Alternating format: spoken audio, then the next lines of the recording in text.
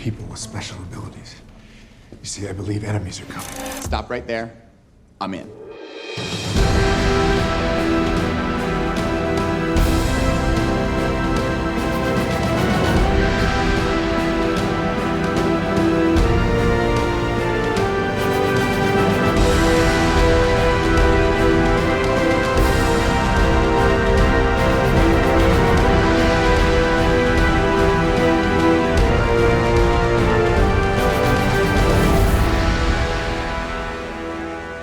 Hey there, Gothamites. Welcome to another episode of the Arkham Sessions. My name is Brian Ward. With me, as always, is the psychologist to the superheroes, superheroines, and supervillains of Gotham City and beyond, Dr. Drea and Hello, Drea.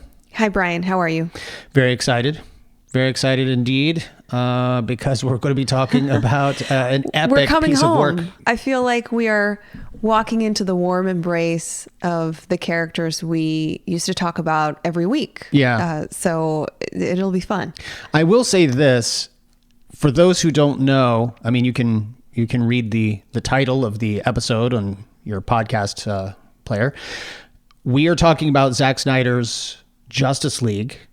And I feel a little remiss. I feel like we should have talked about Man of Steel and Dawn of Justice before we got into Justice League, because we do get to the point that we are with these characters through those movies. But we're going to cover just a little bit of that, leading up to our analysis of Justice League. So people shouldn't be looking back to find those films. We've done other Batman films, but we haven't caught up. Yeah, to those. Not specifically these films. And I guess part of that is sort of the I don't know, maybe the vitriol around that universe. It seemed like a pretty obvious thing for us to discuss the Zack Snyder Justice League because of all of the hoopla around it. And we certainly gave people enough time to go and watch it. It's a hefty movie. It's 4 hours.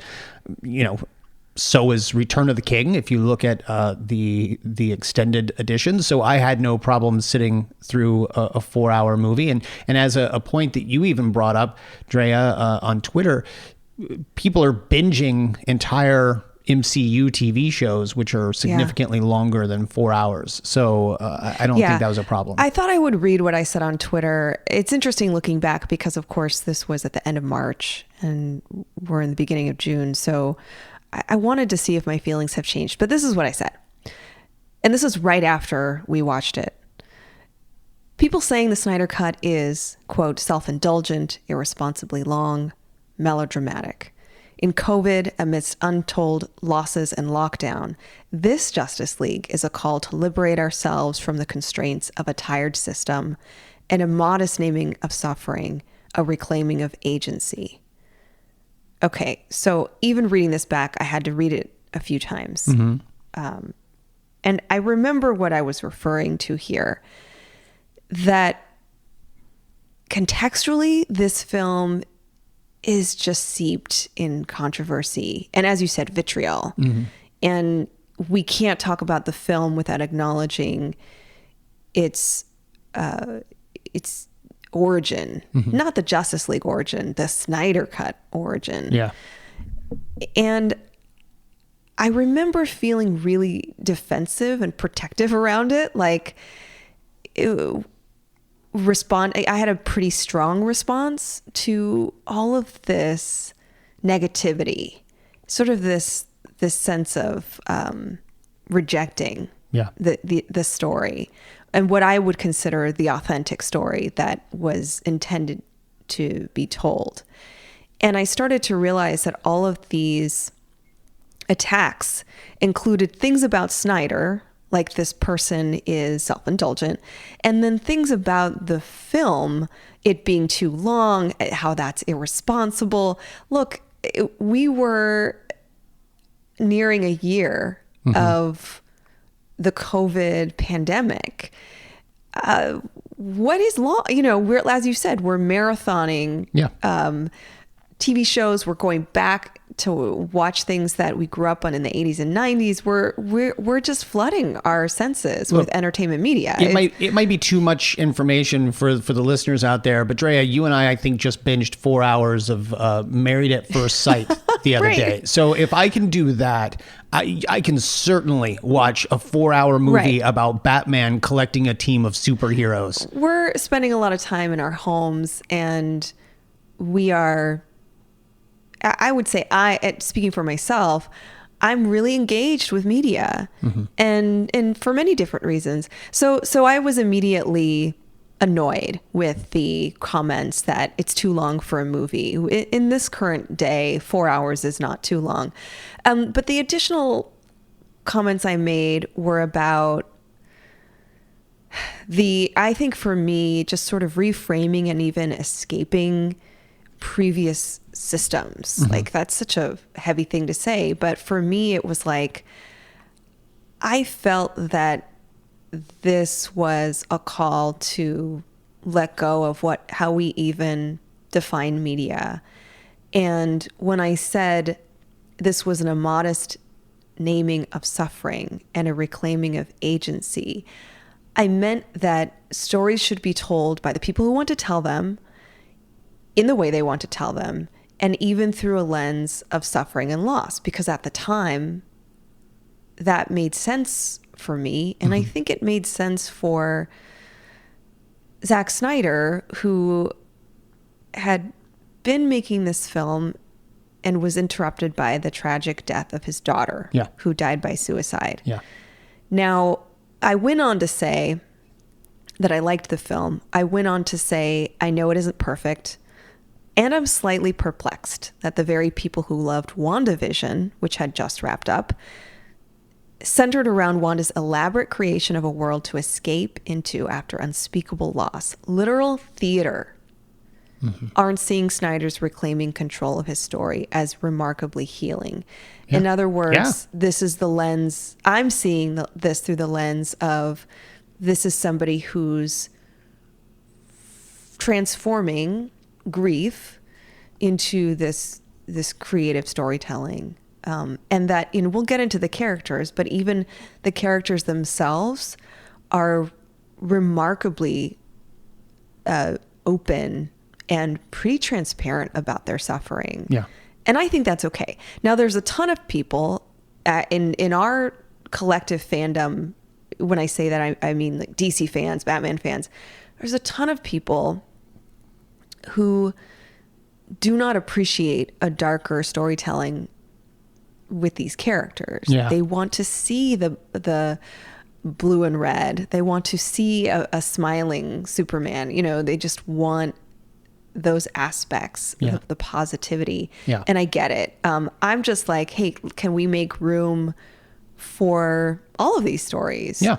And I enjoyed it very much. It was very entertaining. And I, even after watching it again for us the second time, it was pretty cohesive. And again, it's not perfect. It's full of some bizarre things, but it works.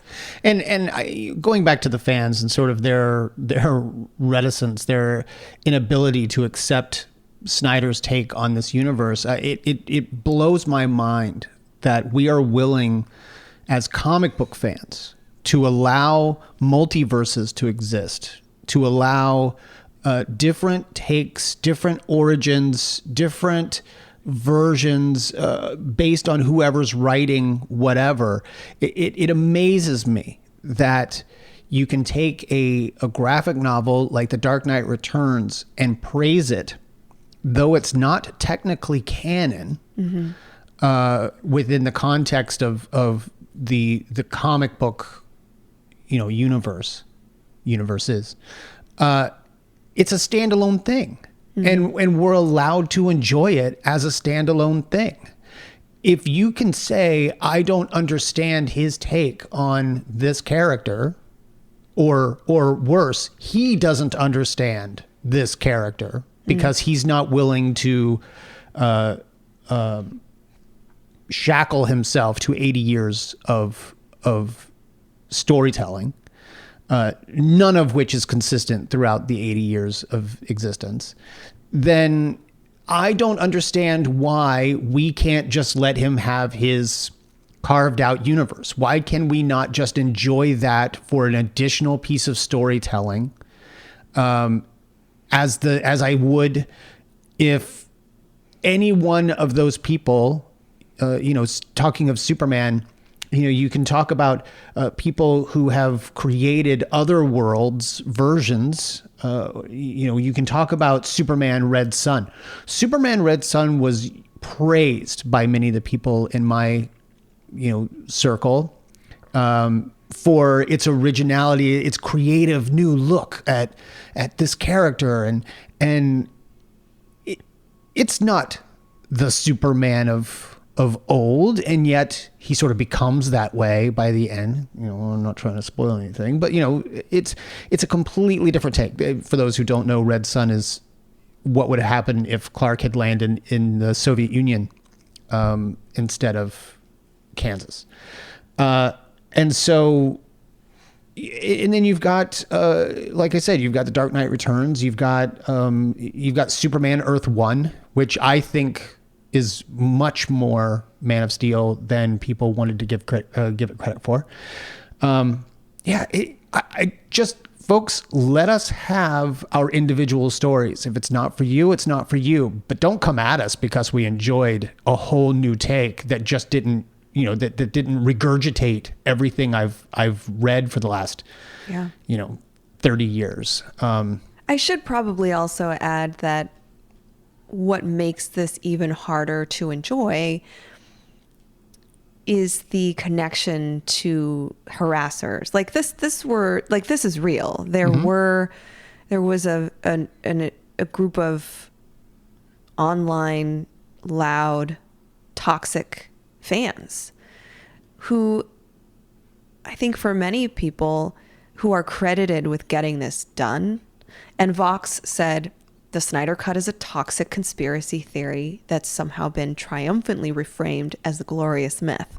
Yeah. I am not, and I had to think about this.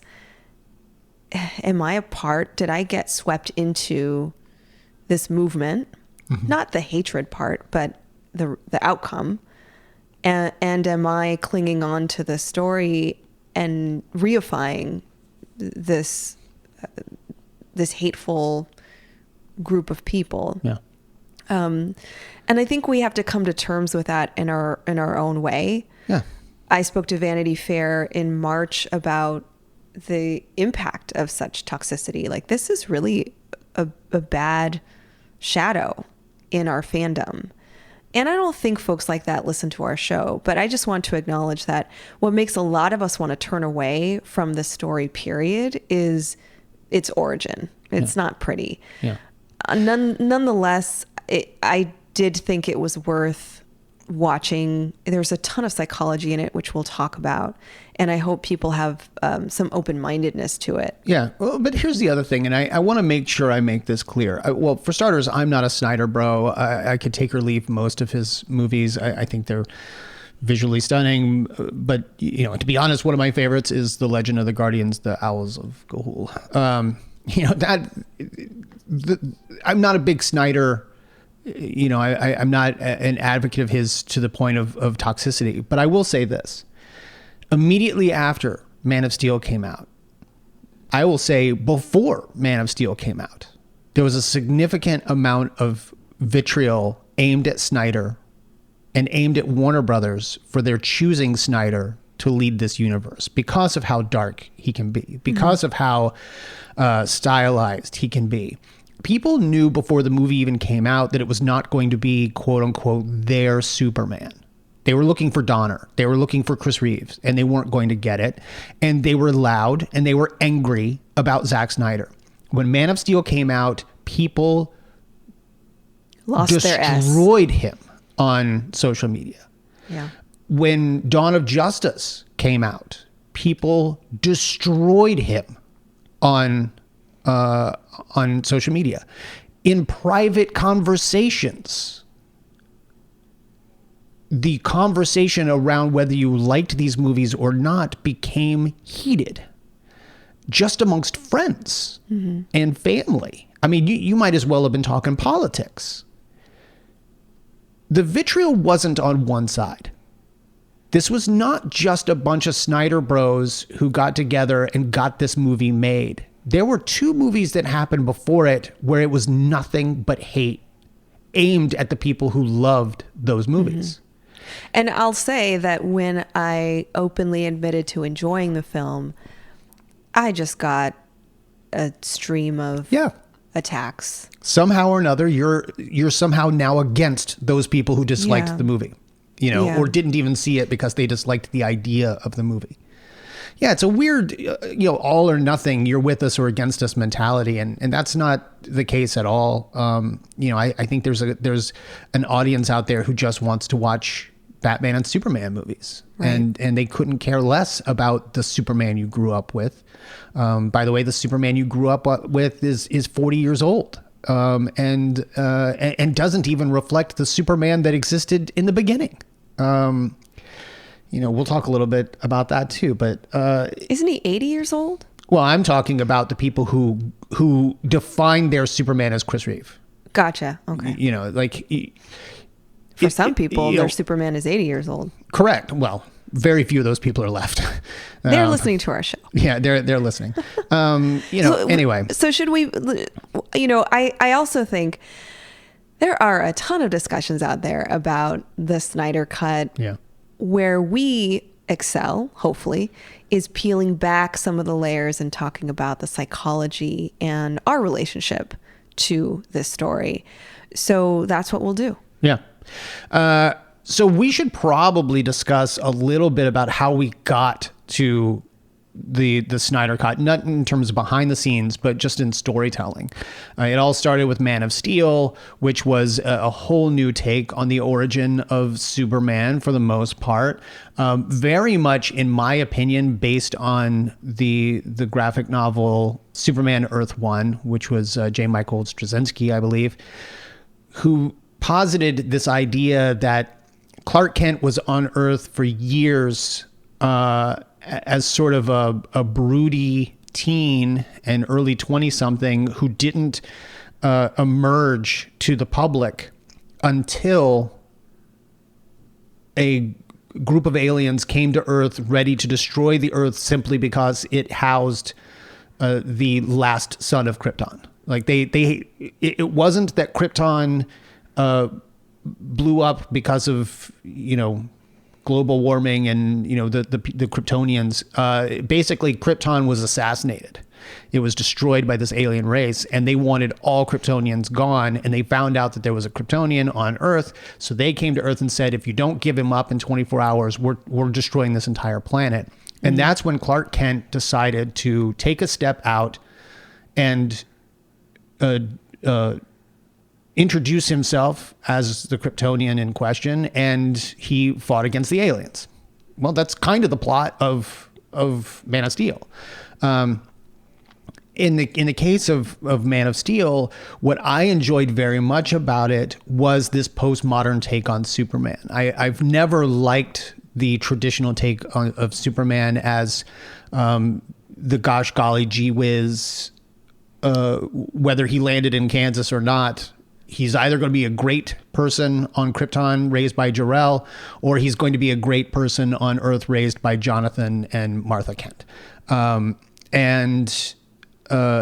Just his need to always do everything right, the fact that he's basically invincible, just makes him a really boring character to me.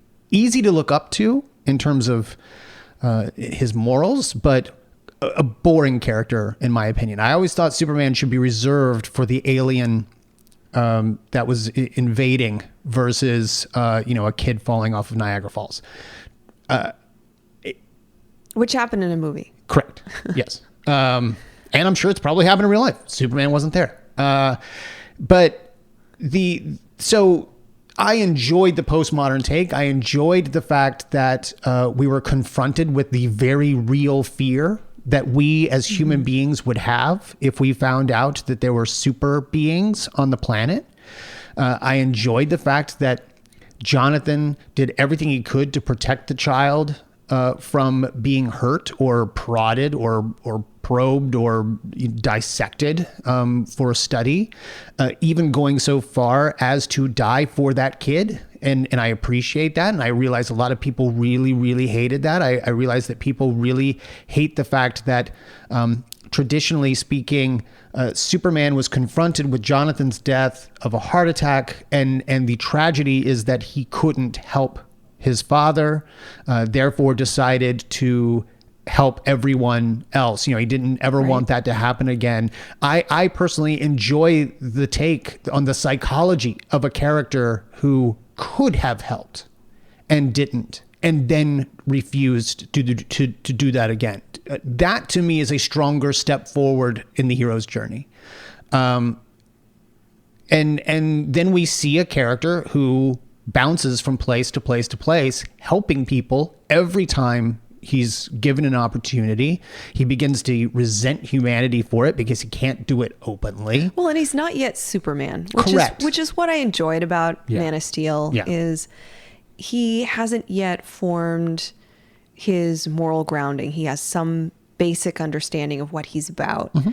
And he's faced with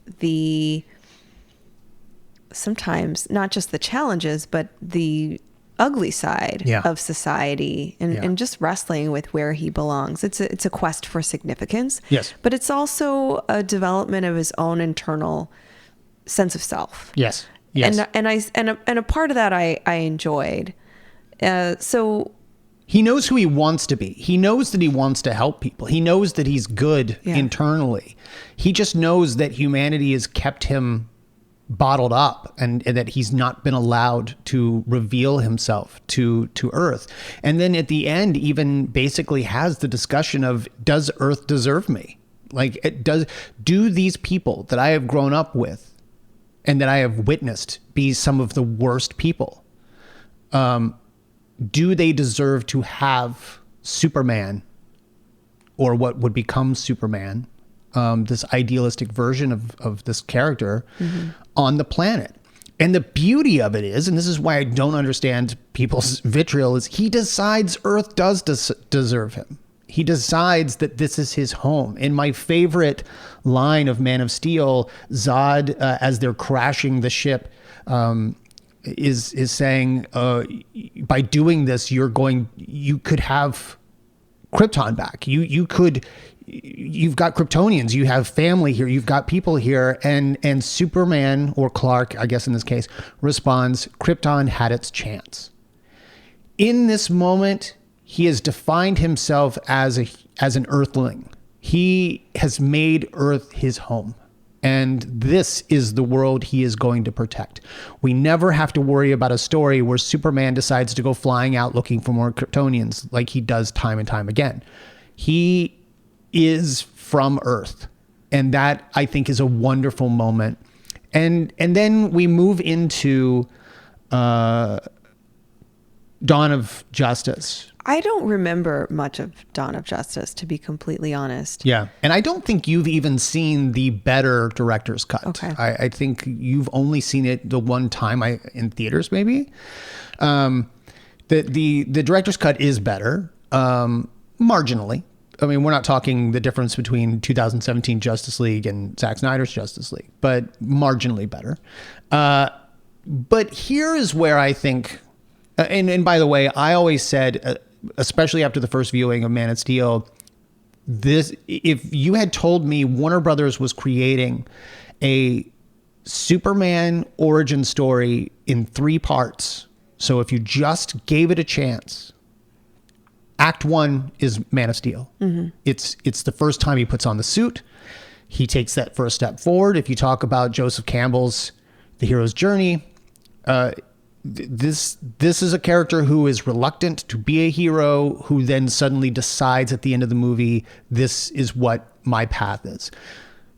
Amazing first act to the origin of Superman. In the second act of Superman, he has decided to help the world.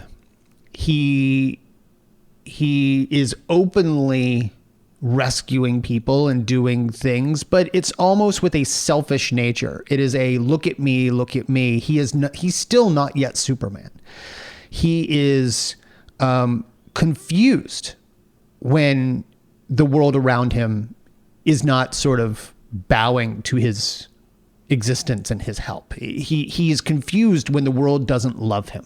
And he's a little bitter about it. And honestly, psychologically speaking, I would think that would be true. If you went your entire life, and Drea, I want to ask you about this. If you go your entire life believing that you are meant for something and then you start doing it and the people don't appreciate it, they don't reciprocate, how would you feel?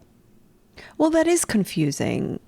I also agree, or I'm suggesting that being the only Kryptonian on Earth will have some impact, whether he feels detached or isolated. You said he has adopted Earth, and he's claimed, he's sort of claimed this as his world, and yet there are always going to be differences that set him apart, and that comes with some baggage. Yeah, he will ultimately feel isolated, misunderstood, and maybe even resentful. It's that it's not quite Dr. Manhattan level, but it has those elements of psychological, emotional isolation. Yeah. People just don't get it. Yeah. I've always appreciated Superman as an orphan. And I have always appreciated that Superman will always be an orphan, no matter. What do you mean, like belonging to no one? Yeah, that is tragic. He will never know his family. He will never know others. Yeah, like him. I think that's a tragic story, and I welcome storytelling that appeals to that. Yeah, that's why the smiling Superman doesn't work for me 100%. Correct. Remind me what happens at the end. Is this Batman versus Superman? Yeah. Okay. So Batman versus Superman, essentially, this is where we're introduced to Bruce Wayne, and I think that this is very important because to me, Justice League is very much Bruce Wayne's story. It's very much his arc. So Bruce witnesses the destruction of one of his towers, and he sees that 2 Kryptonians are doing it. You're talking about a character who has reached the pinnacle, the paramount of what it is to be human. He is the strongest that he could be. He is the smartest that he could be. And he has the most money he could possibly have. He is a guy who has achieved his goals so much to the point that eventually he kind of retired. And then he sees these gods flying around, and destroying the planet, destroying the people that he has fought so hard to protect. And he's always gone up against human beings, and now he sees himself going up against gods. And I think that's also the difference between DC and Marvel. Our friend Todd Stashwick was talking to us, over the years, and he had an interesting thing, and I don't know if it's attributed to him, but he said that Marvel is the story about people becoming gods, humans becoming gods, man becoming gods. And DC has always been about gods trying to be human. And I agree with that 100%. I think, and it's why I love Batman so much, because he is a human being who is trying to keep up with other gods. And he sees these gods destroy this building, kill these people, and comes out of retirement with a hatred for Superman that knows no bounds, and decides, I'm going to get revenge. I'm going to kill you so that you can't kill other people going forward, because a Superman like you, an Übermensch in Nietzschean terms, cannot be trusted to be on this planet. And again, I don't think that is an inaccurate take of how a lot of human beings would react. And if you had the resources that Bruce Wayne has, you would probably, hunt Superman yourself. And so Bruce is always this consummate character of reason, of logic, of being a detective, of figuring out a contingency plan for every possible scenario. This is who Bruce is fundamentally. And sure enough, he gets Clark in a position where he's ready to kill him. He's able to do it. And the much maligned line Martha, when he yells Martha, and everyone makes fun of this. But I think that this is actually one of the more powerful moments for me, because when they both realize that their mothers names were are named Martha. Well, I think on a basic level, yes, that's sort of the surface, and I think that's why everyone giggles. But think about this from a deeper perspective. You have a human being who has decided to suit up and face a god. And in a moment where he is above him, able to kill him, a human being killing a god, that god yells out for his mother. Not for her per se in the context of this, but it's the most human thing that Clark can possibly do in that moment. He knows he's defeated. He knows he's about to die. And he yells out Martha, not knowing that Bruce Wayne's mother was Martha, not knowing that there was this great coincidence for 80 years. But it humanizes Clark Kent in the eyes of Bruce Wayne. Because suddenly there's this name, there's this woman that he says, save Martha. He realizes in this moment, you're going to kill me, so I can't do it, but I want to make sure you do it. And so that to me is a very powerful moment, because it's the turning of the tide. It's the moment that Bruce Wayne now realizes, I'm not going up against a mindless god who doesn't care for any of us. Right. He clearly cares for this person. And while that relationship is really important, Clark's relationship with his mother, who is human. Yeah. The other thing this lifts up is the reason why Batman does what he does. Yeah. That to save Martha means remember what your code is. Bruce is saving all the Marthas. In other words, he could not, as a child, save his own mother. Yeah. Who was attacked brutally in an alley. Yeah. And from the moment he became Batman, saving Marthas, saving the innocent folks, the well-intentioned innocent folks who are attacked by criminals, it becomes his priority. Yeah. So I think I agree. It's unfortunate that it becomes a joke. Now take what you just said and go back to Man of Steel for a second. In Man of Steel, like I said, you have a character who knows he could have protected his father and didn't, and now is coming to terms with what that means. And now you've got Bruce Wayne, who as a child could not have protected his parents, but feels like he could have. And he has then decided, I will never let that happen to a child again in Gotham City. So you've got this dichotomy of a kid who couldn't have done anything against Joe Chill, and a kid who could have done something against this tornado.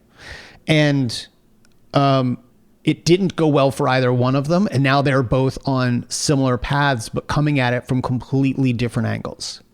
And so this to me was important. And again, when you come down to the end of the second arc, at the end of the second movie, Superman sacrifices himself for his home planet and kills Doomsday, but at the same time dies himself. And the world finally gives him what he thought he deserved, and that is the respect and the admiration for having protected the whole world from this alien entity, which, by the way, again, is exactly what I think Superman is good for. He's good for taking on the things that other people can't.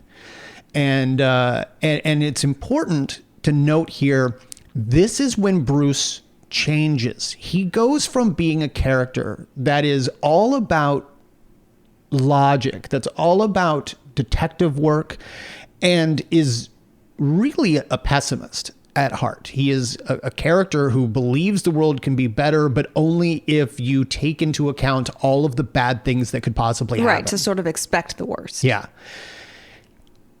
And he becomes a man who believes in a God.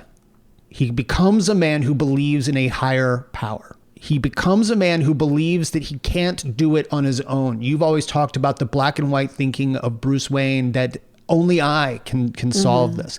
And from the ending of Dawn of Justice through the end of Justice League, Bruce Wayne's arc has gone from, I will kill this God on my own, can you bleed, to only we can take out this force. And I need a team of other superhumans to do it. We need the Flash. We need Aquaman. We need Wonder Woman. We need Cyborg. We need Superman. And so I would say, and this is exactly how the Snyder Cut begins. Now, obviously, Joss Whedon's Justice League, which is what I'm going to call it moving forward, is the same movie with different editing and different decisions and different lines. And that might come up as we talk about the Snyder Cut. It's the same overall plot. Right. So the Justice League film essentially starts with Superman's death and this reckoning. I agree with you, this reckoning that Batman has. I still think he continues to do what he does best, which is to be strategic, to be very logical, to expect complication and expect threats. That's sort of what his detective work is all about. Yeah. And I agree with you that he's coming to terms with his own fallibility, his own flaws. Yeah. He cannot. Batman is not, well, for one, he's a little older, a little more tired, but he also doesn't have the capacity and the power to be able to protect the Earth against these alien threats. And now the threats have become massive. Yeah.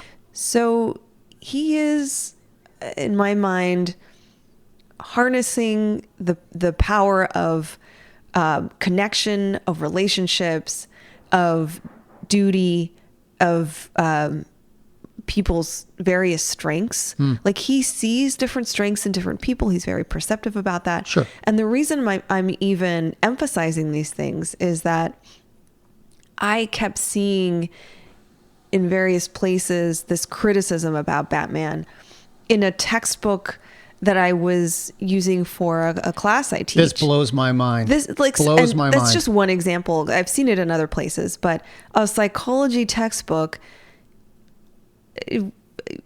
talking about standard diagnostic criteria and kind of going through all of this abnormal psychology pretty accurately. But then when citing examples, decided to place Batman as this like quintessential version of a disorder that is not at all what I would consider the most appropriate one that would capture his psychology. Do you remember which one it was? Schizoid personality disorder. And the amazing thing, because you showed me this book, the amazing thing, this is in a psychology textbook. There's an inset photo of Ben Affleck as Batman fighting Superman in this psychology book, and they're like, Bruce Wayne would be schizoid personality disorder. I really, and I don't want to fixate on just that one textbook, but here's why I'm bringing clearly this up. he's antisocial personality disorder. We've already cleared that up from the very beginning of this podcast, right? No. Oh no. What you're describing is essentially somebody who is perceptive about relationships, who wants to find meaning in his relationships, who continues to experience a relational rupture, which is the death of his parents. He's constantly, I would say he is he's still working on healing from that trauma. And this is definitely a sidetrack here, and this is deviating from our discussion, but Not at all. the reason I even bring this up is that I continue to see this characterization of Batman as a certain way. He's just a rich man with little interest in people, to the degree that he might have this personality disorder. He's devoid of emotion. He's devoid of positive feelings toward others. Mm-hmm. I think that he's much more complex, and I appreciate in the Justice League film that he's drawn to people, that he sees, especially with him and Diana, he sees this energy between them. Mm-hmm. He captures it. He senses it. So does she. It doesn't really take us very far, but there are those nuances that I think are helpful in drawing our attention to this direction that this older Batman is going in. Yeah, there's a line, and I want to play it here for you. There's a line here that I think sums up his character arc beautifully. And everyone talked about, Zack Snyder doesn't understand these characters. He might not understand the comic book version of the characters that you're talking about, but he certainly understands how to build character and character arcs, because we go from that all logic, all hate, all pessimism version of Bruce in Dawn of Justice. And then we finally get to this line that I think is really important. Let me play it for you here. He'll be here, Alfred. I know it. What makes you so sure? Faith, Alfred. Faith. So we go from a character who would never rely on faith to now, over the course of 2 movies, over 3 different movies, in total within the universe, he has now adapted faith as his running principle. He believes that these people will be able to stop Steppenwolf from uniting the mother boxes and destroying the planet and having the planet recomposed in the shape of Darkseid's own planet, Apocalypse. Mm-hmm. Anyway, so I love that arc for Bruce, and I think it's wonderfully put. I think Justice League is very much Bruce Wayne's story arc. He's less doubting of others. Mm-hmm. He's willing to believe in the potential of other people. Yeah. Of gods. Yeah. Because we know that he's believing in Clark. Yeah. And it seems as though he's not exactly physically embracing people, but he seems to show an openness to relationships, despite a future where those people might not be there. In other words, several of these characters may not have made it. There was a potential for losses. Yeah. And Bruce doesn't do well with losses, yet he still was willing. And let me be clear, he's with all of the Robins, he's still willing to recruit and willing to get others into the arena. Mm-hmm. What I mean is that, but he's now also willing to get close to people, and he has an openness to relationships that are reciprocal. Yeah. So you're right. I think there is a Bruce Wayne that is much more emotionally dynamic than other versions. Yeah. So that's really hopeful to see. So this was, for me, it's Bruce's story. For you, it's someone else's story. Why don't you talk a little bit about your thoughts on Cyborg?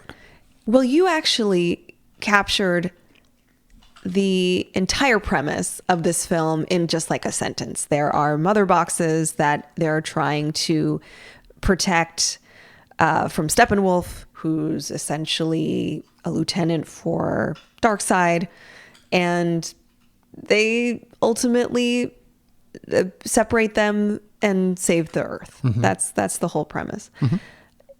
It's simple. It's actually a very simple story. Yeah. But the reason I think that Cyborg is paramount to this story and is the center of the story is because we get to see parts of his origin, parts of his self-denial, mm-hmm. and and even a bit of rejection of who he is, then his realization to his purpose. And it takes 4 hours to get there, but I think that he is, again, I think that he is really making the most progress. And compared to some of the other characters, Aquaman to me was very one-dimensional. Wonder Woman is powerful and absolutely dynamic, but doesn't really change much in the story. She is who she is. And who am I missing here? Oh, and Superman, of course, isn't even in the film. And Flash. You're also, yeah. Well, what I was about to say is the Flash, Batman, and Cyborg, for me, really carry this film. They are the ones who I believe are discovering their purpose and struggling the most emotionally. I think there's a lot there. And it could be because Cyborg and the Flash are in their earlier developmental stages. Like literally they're the boys. They're we're the being young, introduced to young them one. in this film. Right. It's interesting that you say that about Aquaman, because I do see where you're coming from with the one-dimensionality. But to me, he's a really interesting character, because if we remember, like, you know, you and I certainly remember, we saw the 2017 Justice League when it came out in theaters. We saw the follow-up Aquaman film. So we've lived with Aquaman for a little while, but if you remember, this is his introduction as well. And it's interesting because you always have a really hard time with this one moment. I don't like it. You have this really hard time with this one moment. He smashes the liquor bottle on the beach. It's just... That to me is huge. That to me is huge too, in terms of his character, because like Clark to some degree, he is a child who feels orphaned, who feels like he is a man of two worlds and yet of neither of them. He is revered as a god in Iceland, but at the same time, you know, he doesn't go home very often to Atlantis. He doesn't. He does not go down into the Atlantean. He kind of lives in the in-between. Exactly. He's not quite an Earth dweller. He's not quite an Atlantean. And he's super resentful for the Atlantean side of him. He believes that his mother betrayed him by leaving him on his father's doorstep, on his human father's doorstep, and then leaving. And we don't find out until a later movie, which is Aquaman, which technically would have come out after Justice League, that is not true. Even though Mara, played by Amber Heard, tells him that that's not true. He doesn't know that. He doesn't believe that. He believes that the Atlantean side of him left him because he was not full Atlantean, you know, believes that he was not important enough to love. And so if you're going to smash a glass bottle in the ocean, or, you know, toward either of the two worlds, I think that moment would be absolutely appropriate for, you know, we always think of Aquaman as the guy who loves the fish, but he doesn't. He is not that guy yet. He's not that guy, but this to me was like an act of destruction. Yeah. But a meaningless act of it. It seems to me like a cheap way to show that he doesn't give a damn about land. He doesn't give a damn about the water. He's going to smash this bottle. Yeah. Glass is going to go everywhere. Yeah. But why not do something more mischievous? Like, you know, smashing a glass I don't bottle know. of Go liquor. find an oiled ship and Sink it? put a hole in it. Let all that oil. I don't But he's know. he's not a villain. No, I guess maybe I'm thinking more of a mischievous Loki outcome. See, to me, I'm thinking of the rebellious teen. But he's That not is like, a teen. No, but he's got that. He still has it. Yeah. He still has that frustration. He still has that mentality. And so that to me is, you know, of course he's going to throw the glass of bottle. He's willing to save people. And I think he's even willing to save Atlanteans. He actually does. But then blames them as well. Yeah. So or not the Atlanteans, but the people, you know, he blames the people he saves for having gotten into those problems, you know, to begin with. Yes. My understanding of his willingness to save lives. Yeah. And to be in alignment with humanity sometimes. Mm-hmm. I don't think that comes from any kind of moral compass. I don't think that comes from this sense of, it is my duty. I'm Aquaman. It's my duty to save this fisherman in this storm. I don't, and you could disagree with me. It seems that you might, but I see that as more about, he just has this inclination. Yeah. Almost an impulse or an inclination in these moments to be kind-hearted. Yeah, you're right. I think that Aquaman is, Arthur Curry is similar to Clark Kent in Man of Steel, where he resents it to some degree, but he will absolutely save that person because it's the right thing to do. And that's why, when people are like, oh, he doesn't understand Superman. Well, he does understand Superman. He's just putting the Superman into a world that doesn't understand Superman. So Clark still insists on helping people and then leaving because he doesn't want to get found out. And Arthur Curry is the same way. He will help the fisherman who stupidly went out into a storm and shouldn't have, and his boat sank. But then he drops him on a table, takes some alcohol, and is like, tell him to respect the storm next time. Like he's not like Clark. He's okay with being found out. He's okay with being known, but he still resents having had to do that, despite knowing deep down it was the right thing to do. I'm remembering when the Flash tells him, I thought you didn't care. And Arthur is like, what makes you think that? Like, obviously I care. And I'm falling into that perception as well. Like, I don't think you care, because that's how you come across. You come across as very negative and doubting. And I don't feel like you believe in me, and I don't feel like you believe in yourself. And I think you're right. I think ultimately he does have this sense of goodness about him, and that he wants to contribute in meaningful ways. Yeah. But he may not like himself very much, and he may not see himself in the same way that he sees other people. And 100%. That comes through. 100%. You're absolutely right. And which is why I talked about Loki. There's a lot of similarities with, we could even point to Loki going in a very extreme direction because of his self-loathing and feelings of you hang on to that Loki comment, Okay. because we got some of that coming up later. Okay. You did mention the Flash, and you mentioned that you think that he is one of the trifecta holding this movie up. What were your thoughts on Barry Allen and the Flash? He's remind me, Ezra Miller, is that his name? They're so great as the Flash. So this Barry Allen, as I said before, he's one of the young boys. He is a new recruit. He's still getting used to his suit and his powers. And his personality is incredibly dynamic. So that scene between Barry and Bruce in Barry's own cave, like his apartment that he made into this pretty amazing high-tech little dungeon. That was an interesting exchange. Barry's very quirky and innocent and excitable. He's what I think a lot of us would be around Bruce Wayne. Maybe a little intimidated, maybe kind of energized by being around this superhero.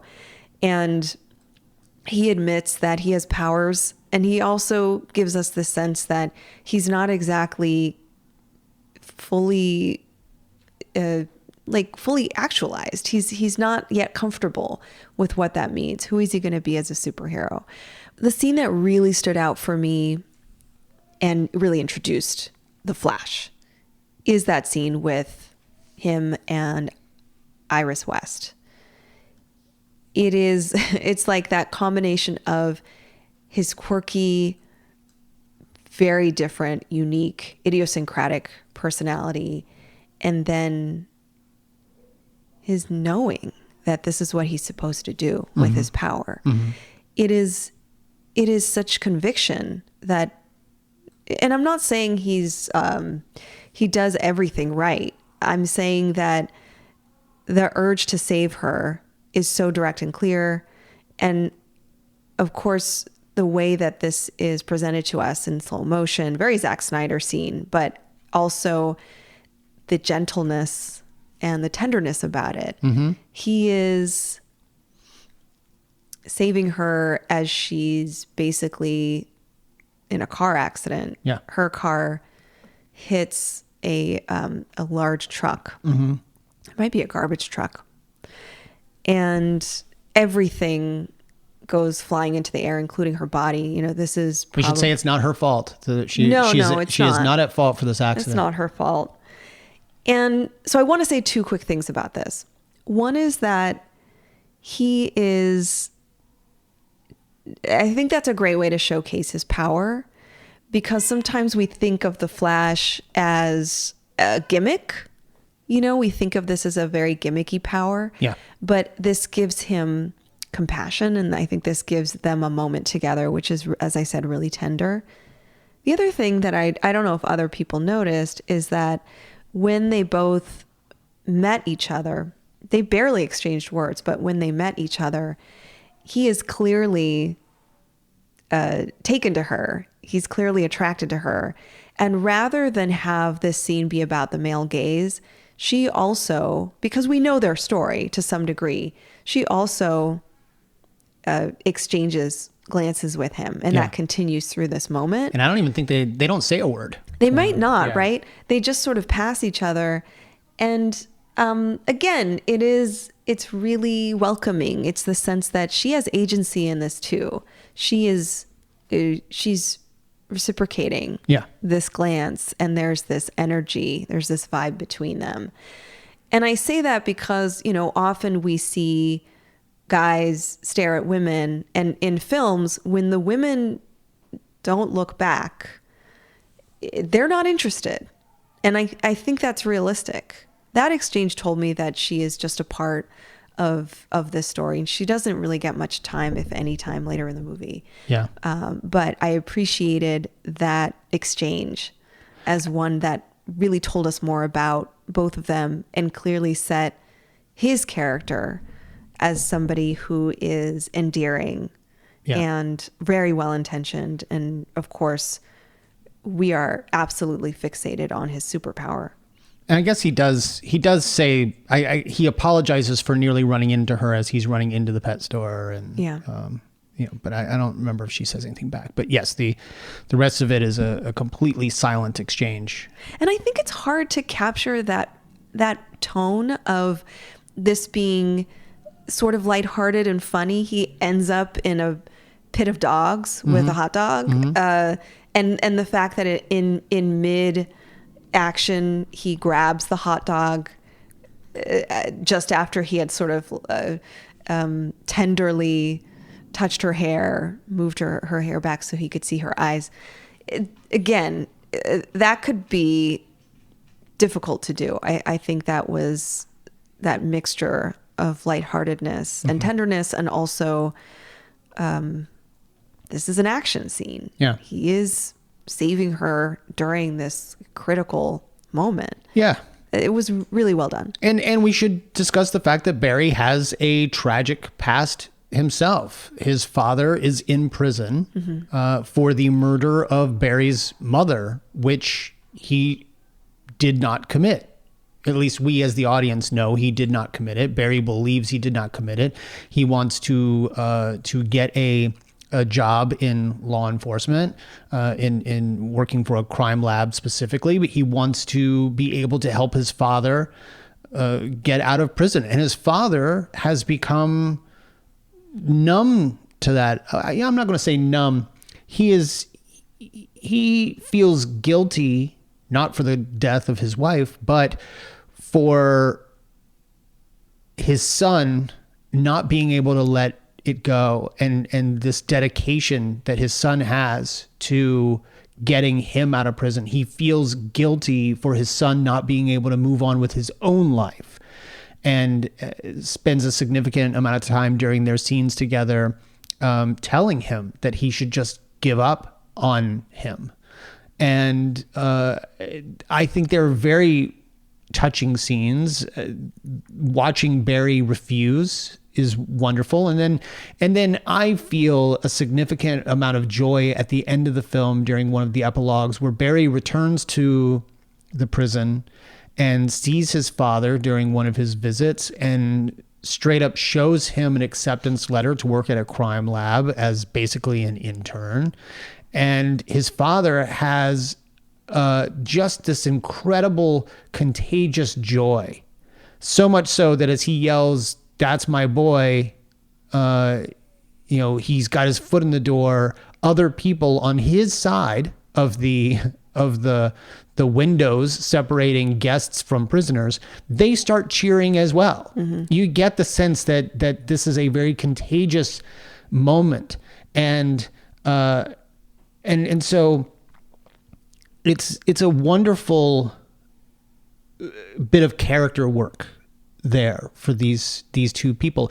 And by the way, he's not thrilled because it means that his son, an intern at a crime lab, is going to get him out of prison. He is excited for his son. Yeah. And that, I think, is a significant, difference between, the two different possibilities. Mm-hmm. It's a wonderful moment for me. Right. And we can't deny that The Flash is pretty instrumental. Yeah.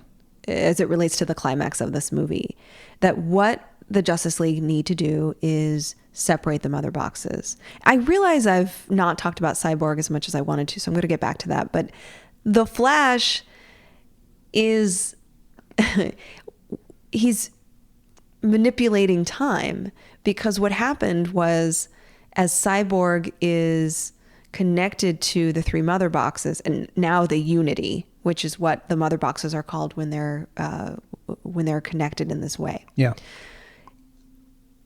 He needs the Flash to run fast enough to create this energy spark in order to essentially disable the Unity.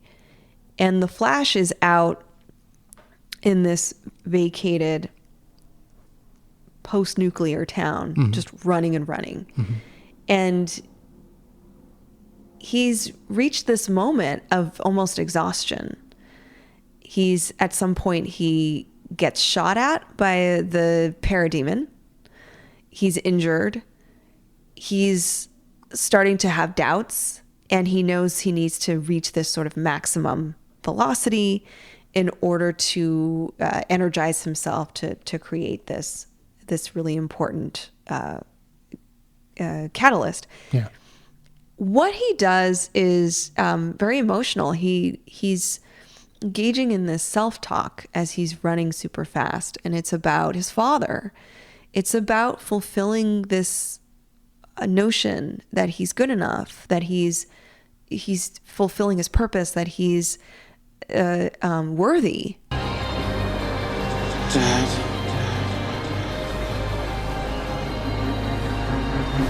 Whatever happens, I want you to know. Your kid was one of them, Dad. One of the best of the best. And as he's running, we realize that, well, this is something that doesn't surprise a lot of us who know this from the comics. He can manipulate time. Mm-hmm. And he's done so in a way that even after the others fail, mm-hmm. and the Unity engages, mm-hmm. and the world begins to be destroyed, that he's setting everything back by running toward Cyborg, mm-hmm. and the Unity. Mm-hmm. I think that's that's his hero moment, right? It's a really 100%. Emotional scene. Yeah. And a lot of that comes from, yes, you have this amazing showcase of what he can do as the Flash. But also it's such a personal, quiet moment for him. He's alone. He's doing something that no one can do with him. He's in his moment, and he's trying to motivate himself, I think, in a way that actually resonates for a lot of us. It is really powerful. And ultimately, he gets himself back in time to the state of pre-destruction. And he's able to create that catalyst. And Cyborg is able to separate, with Superman's help, he's able to separate the mother boxes. Okay, so then you wanted to discuss Cyborg a little bit more. Because you've got a lot to say about Cyborg. Yeah, somehow I got distracted with the Flash. This is a character we see in Doom Patrol, in Teen Titans. You know, one could claim that this is not the best version of Cyborg.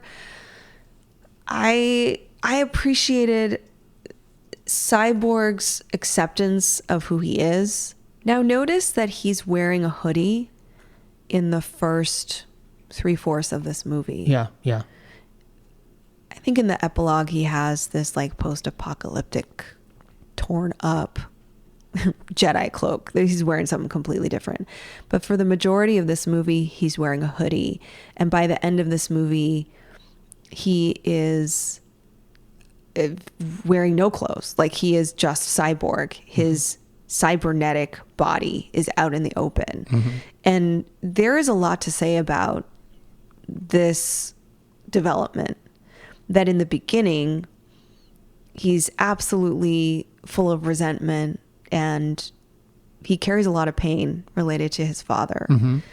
In this version, his origin is always the same generally, but in this version, he is in a car accident with his mother as a teenager, and his mother doesn't make it, and he is very injured to the degree that he may not make it. Yeah. And his father decides to use one of the mother boxes to heal him. And in doing so, he has to be cybernetic. He has to have the majority of his parts are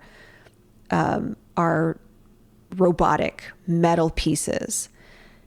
I was joking around when I asked you, like, well, what's in his pants? Like, what's going on here? How cybernetic is he? Yeah. Because we've seen, like, in Doom Patrol, for instance, he seems less cybernetic. Right. The cybernetics are overtaking him slowly. Yeah. In this version, you pointed out, he's basically all metal except for his internal organs. So And his half of exterior. his face. Yeah. So he's... And I don't He's even not know very about, human. I don't even know that his internal organs are. At one point we do see during the origin story, we see that the mother box, that he's basically just a torso and an arm or a couple of arms and a Yes. head. Yeah. And the mother box then takes over all of that. But as we see him without his hoodie, it seems like the metallic, that there's a red light inside his chest. I would be willing to bet that the cybernetics stopped at half of his face, but the rest of him, I think, is robotic. Yeah, and I know the details to that aren't as important, but he's able to link with technology in such a way that he sees himself in these different dimensions and spaces. Like, we wouldn't be able to see this, but that's how he relates. He relates to technical objects and other robots, and he sees. What's interesting to me is that when he sees himself, when he forms his body, it's his human body as a teenager in his football gear or in his Letterman jacket. Yeah. He sees himself that way, and he continues to do this throughout most of this movie. That's how he views his sense of self. Yeah. And that makes a lot of sense for me, because how would he see himself differently? However, others see this mostly robotic man. And I asked about the details of what's a robotic part and what's not, because when people see him on the street, even when he has pants and a hoodie, he moves like a robot. He talks like a robot. He has that monotone voice. He's not human. Yeah. And that's an important part of his character. Yeah. He rejects this in the beginning. He feels incredibly traumatized by what happened to him. He's experienced the loss of his mother, and he also experienced the loss of his father, in the sense that he's completely detached from him. He feels like his father made him into a monster to maybe benefit him and his own scientific advancements. Well, and his own selfish need to have someone, like he couldn't let his son go, so he turned him into Frankenstein. It benefited him monster, more than it benefited Cyborg. Yeah. And there are some racial stereotypes here that just need to be mentioned too. He is the only character. He's the only black Justice League member, and also he's the least human. Mm-hmm. And that is not inconsistent with.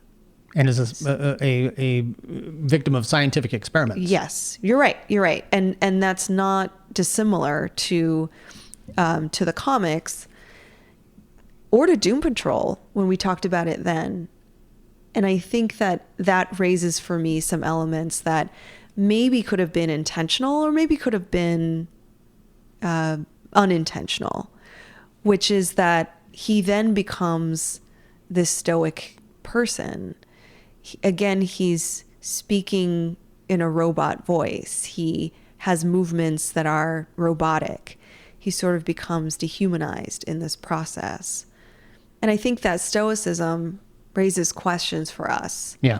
Is he now more acceptable as an unemotional black man? Is that more somehow safer for people? Wow. Or on the other hand, is this a statement? Is this about, as you said, he is arguably the character who has been through the most pain, you know, physically, emotionally. Yeah. And I should also mention that he loses his father too. Yeah. In the process of literally this time. Yeah, his father dies throughout this conflict with Steppenwolf, as Steppenwolf is pursuing the mother box that his father has had. What I don't think is a coincidence is that he does wear the hoodie to hide himself. And if anything, this could be a statement about who he is, and I would say a demand to be recognized for who he is. Yeah. Yeah. Regardless of what happens to him, that he refuses to sort of let go of his character, of his sense of self. Yeah. There's that great moment in that other dimension where you mentioned seeing himself, and at one point the mother boxes even give him the opportunity to be reconstructed into his old form. Of course, they're lying to him, and he sees through it, and instead he then takes that step into coming to terms with who he is now and no longer hiding it. He realizes he's now a hero, not a monster. He now sheds the hoodie instead of hiding his metallic form. And then later we see him do the exact same thing as he says goodbye to his father in the cemetery. Mm-hmm. And then he drops the hoodie and he flies up into the sky, and you realize that he is now emotionally ascending to sort of self-realization. And I have some mixed feelings about that, as you probably are sensing. That, you know, again, on the one hand, this is one of the most centered characters here. He ultimately is the one we rely on to separate the mother boxes. He has the literal internal system needed to figure out how to get into the unity and separate the mother boxes. Like, we can't do this without him. He's also the one who came up with the plan. Like, it wasn't that they said, hey, we need your help. He was like, this is what I need to do. He knows what he has to do. He's unwavering. He is, his conviction is intense. Yeah. And so where I'm sort of wondering, so on the one hand, I'm saying he is central to this story and he deserves the recognition of being a featured character here, if not the featured character. And I noticed that it wasn't so much Batman being the featured character. Batman wasn't doing the most didn't have those moments that these other characters had. Yeah. He's not making the impact that these other characters had. He's the protagonist bringing the group together, but he's Right. not the final key. Right. I think, to put it more concisely, what I wonder about is whether this movie is telling us that Cyborg had to let go of his blackness in order to become the superhero needed in this world. By shedding the hoodie, by and I'm mentioning the hoodie because the hoodie is a symbol. Yeah. At this point, I'm not saying totally. I'm not describing it as a piece of clothing. I don't know. What do you think? That's the part that I wonder about. It's the first time that I'd ever considered it. I thought about it the same way that we sort of thought about it in Doom Patrol, where he's a character who had sort of come to terms with the fact that he was not human as much anymore, but refused to lose his humanity, refused to lose his to lose the compass for what is important, because his father says, look, anything can happen. You can control all electronics. You can control the internet. Banks will bend to your will.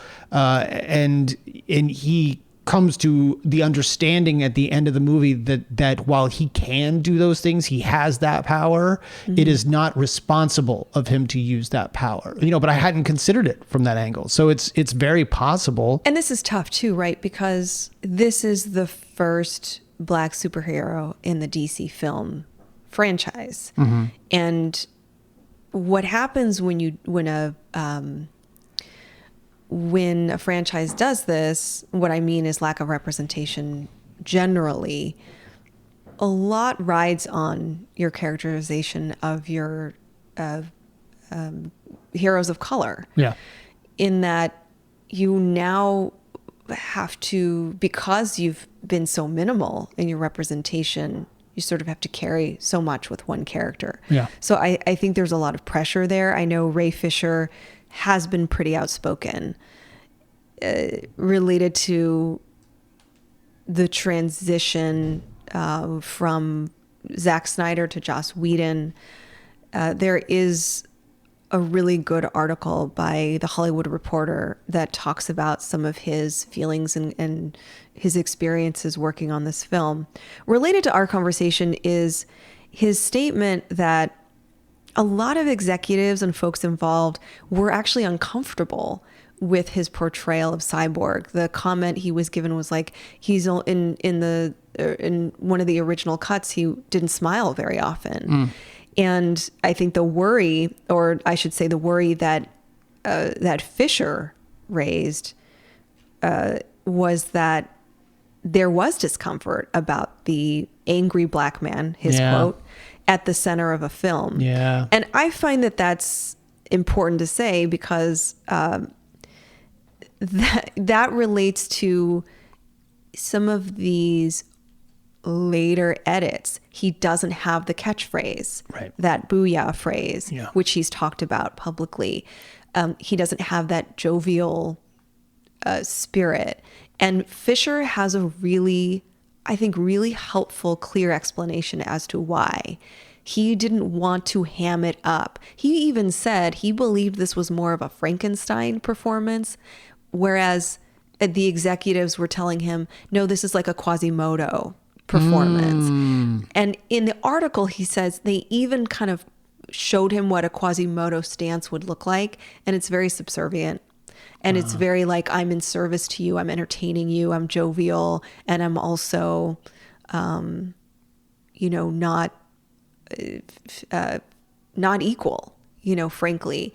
And I think that portrayal could have, if we even see some of that in the Whedon version, and I think that portrayal may not have worked as well. Yeah. As I said, some of these decisions may have been intentional and some may not have been. I don't know. The other thing that is, I think, uplifting to note is that Zack Snyder is quoted to say that he's considered Cyborg's story to be the heart of the movie. Yeah. And I think you can see that in some of these scenes, and you can see that certainly at the crescendo. The one thing we know about Justice League always is that it takes a team. It takes several people to undo harm. Yeah. It's not just one person. And I'm probably taking this to a level that a psychologist would take it, which is that collectively we need to work together. All of us have very unique pain. And arguably, Cyborg has had to endure a tremendous amount of physical, personal, emotional pain. I wouldn't even say arguably. Yeah. I would just say factually. Yeah. And so for him to even entertain this mission is a huge step. Yeah. There's a lot to say about that. But I think that's what this film brings to us, is that, again, it's not perfect. It isn't exactly the most cohesive. I mean, there are some exchanges. The Martian Manhunter scenes filled me with joy, but actually don't make a lot of sense when you look at it all together. And I know this is because some changes were made. It may not have been intended to be Manhunter at the end of the film. That was supposed to be at the end of the epilogue. Yeah. Yeah, that was supposed to be John Stewart, Green Lantern. So yeah, all sorts of things you can point to as being nonsensical or just filler. But I think the moments about character development, and certainly the moments about relationships, are truly powerful. It's funny you mentioned that Martian Manhunter scene at the end, because it's true. Martian Manhunter shows up and introduces himself to Bruce Wayne. And obviously this is a reshoot. And the part that really gets me is that he introduces himself. He says, "Some call me Martian Manhunter." And if I'm Bruce Wayne and I hear a name like Martian Manhunter, I don't know that you're going to be the first person I trust to join my new super team. He's like, okay. Yeah, he's like, okay, well, it's good to have you with your glowing red eyes and your very alien physique that I've never seen before. And you've just introduced yourself as the Martian Manhunter. I don't know that this Bruce Wayne is going to trust that. But again, he has now crossed completely over into faith. And he just believes that it's all going to work out, and that is okay with me. Let's talk a little bit about Superman, because we talked about the fact that the first two arcs of Superman still sort of follow that Joseph Campbell pacing for the birth of a hero, and that is that first arc ends with him taking his first step into a bigger world. The second arc literally has Superman dying, which I think is what needs to happen. You need to have the death of this character that has, up to this point, sort of resented the adopted home that he has, even though he's now expressed a concern for Earth. He still doesn't fully understand why the people haven't accepted him, and he dies.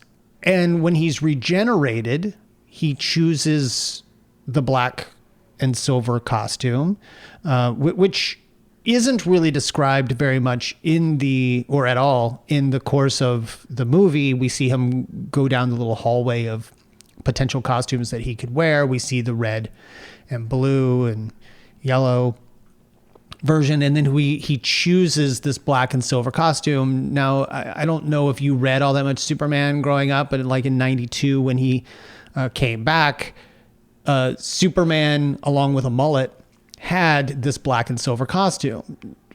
The black and silver costume was actually designed, and we see him do this a little bit in one shot of the movie. It's a very resurrection shot. It's designed to help absorb more solar power from the sun in order to make him more powerful. It's actually referred to as the regeneration suit.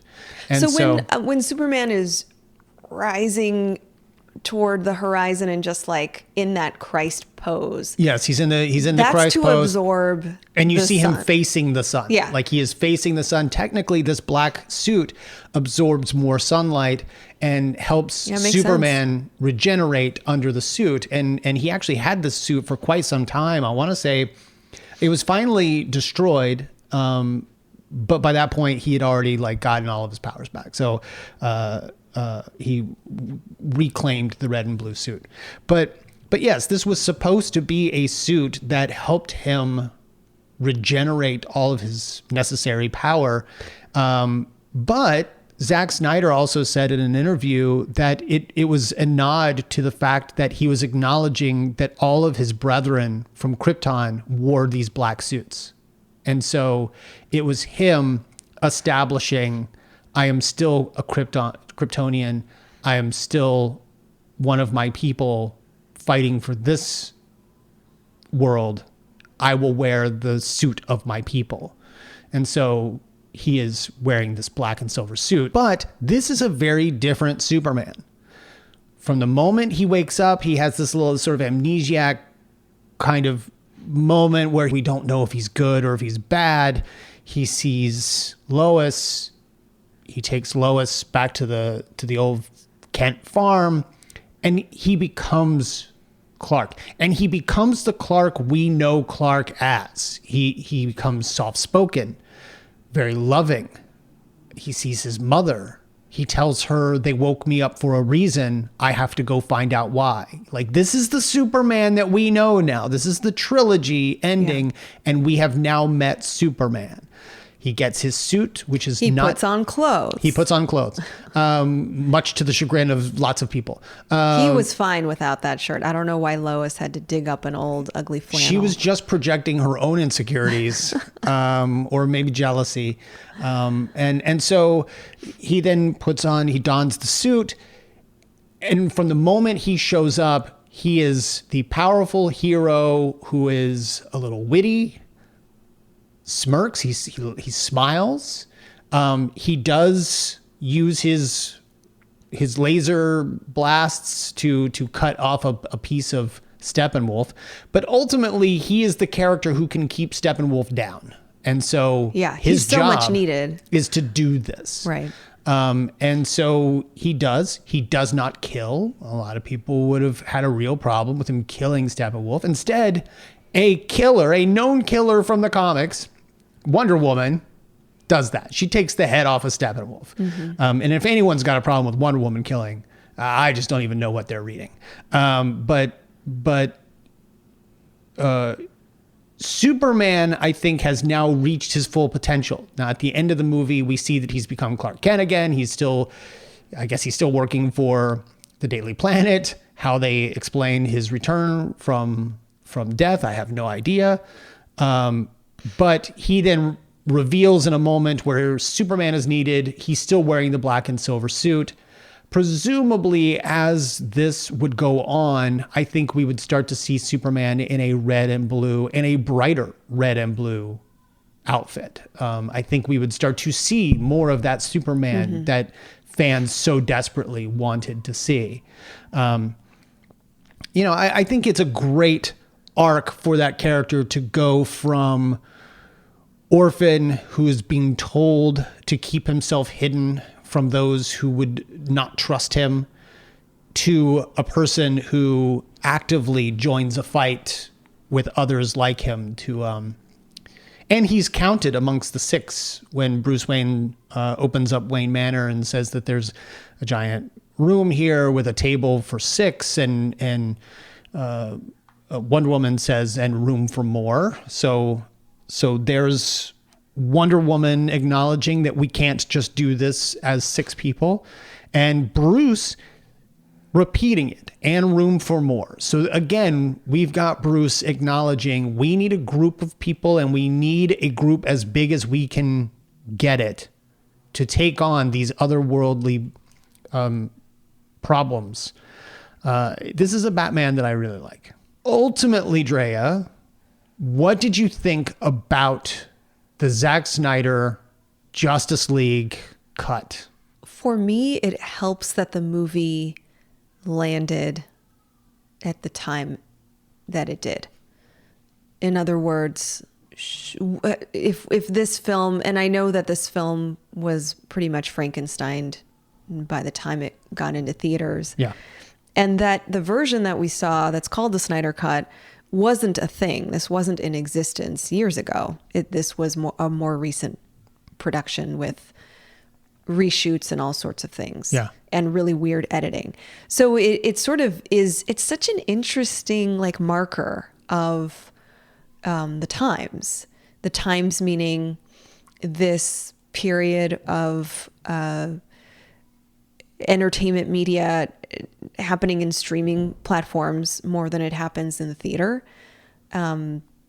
People having an interaction with media in more and more meaningful ways, and of course in sometimes really toxic ways. I think this is a result of something really interesting. I'm definitely not one of those people who wants all the cuts all the times. I won't be hashtagging that.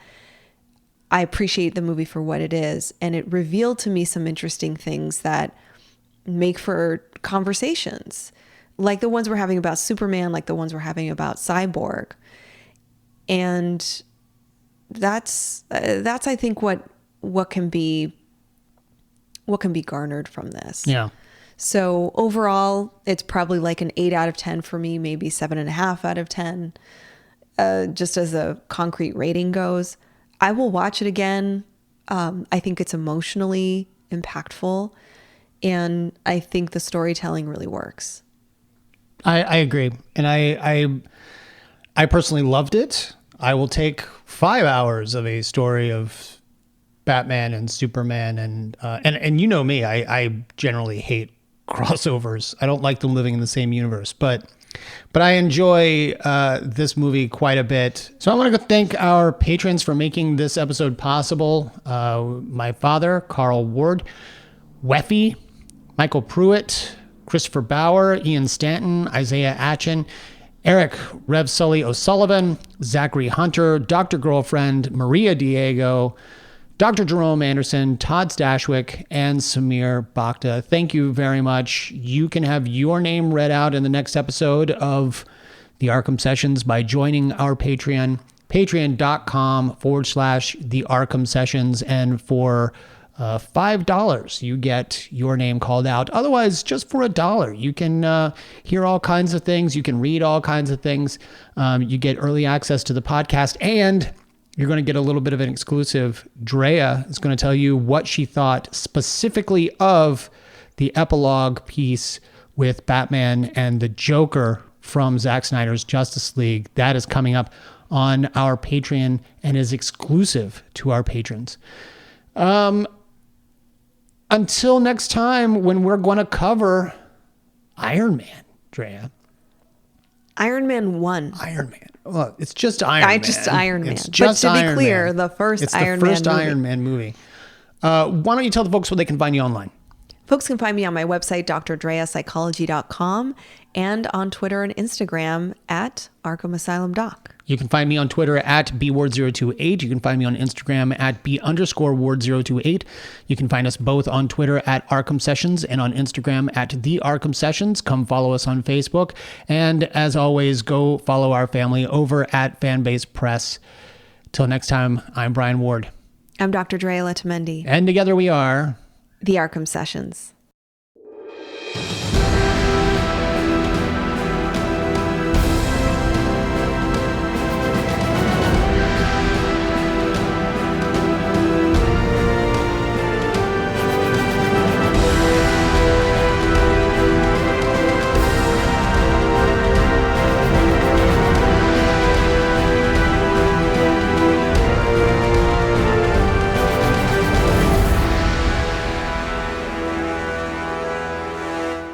Mrs. Stone? Dr. Stone.